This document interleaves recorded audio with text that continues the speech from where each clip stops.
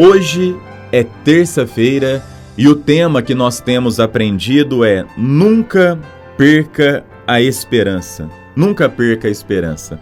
E o texto é Lucas capítulo 5, versículo 12, que diz assim: Aconteceu que, estando Jesus numa das cidades, veio à sua presença um homem coberto de lepra. Ao ver a Jesus, prostrando-se com o rosto em terra, suplicou: Senhor, se quiseres, podes purificar-me. A primeira coisa que eu queria convidar você para olhar é a respeito do doente. Este homem que aparece no texto em questão. Quando nós olhamos para os três evangelhos, Mateus, Marcos e Lucas, eles são conhecidos como evangelhos sinóticos, ou seja, eles apresentam uma mesma situação em uma ótica diferente. É como se fosse a mesma cena sendo capturada por várias câmeras em locais diferentes. É isso que acontece. Só que Lucas, ele nos dá uma informação que só ele nos dá. Ele informa que o homem estava coberto de lepra. Por que Lucas, ele dá um detalhe que falta nos demais? Porque Lucas, ele era médico, ele é um perito no assunto, ele está descrevendo algo que ele tem total autoridade a respeito deste assunto. E quando ele coloca que o corpo estava coberto de lepra, ou seja, aquele homem, ele sofria de uma doença e a doença ela estava em um estágio avançadíssimo, ou seja, não tinha mais o que fazer. Aquele homem estava apodrecendo em vida.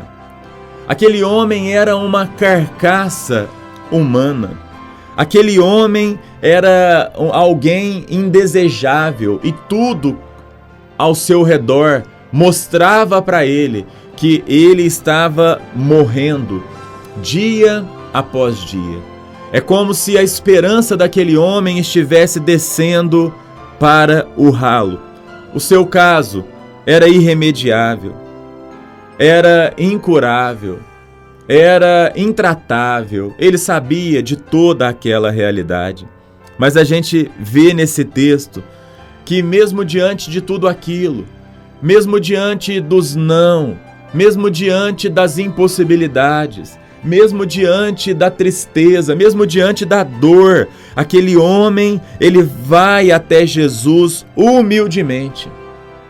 E ele fala para Jesus: Senhor, se tu quiseres, o Senhor pode me purificar. Aquele homem, ele tem esperança em meio ao caos.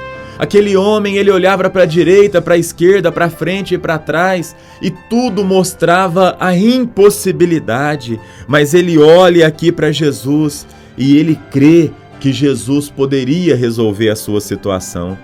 Ele roga por um milagre e o milagre acontece. O doente, ele não exigiu nada, mas ele pediu. Ele disse que Jesus tinha condições de resolver o seu problema.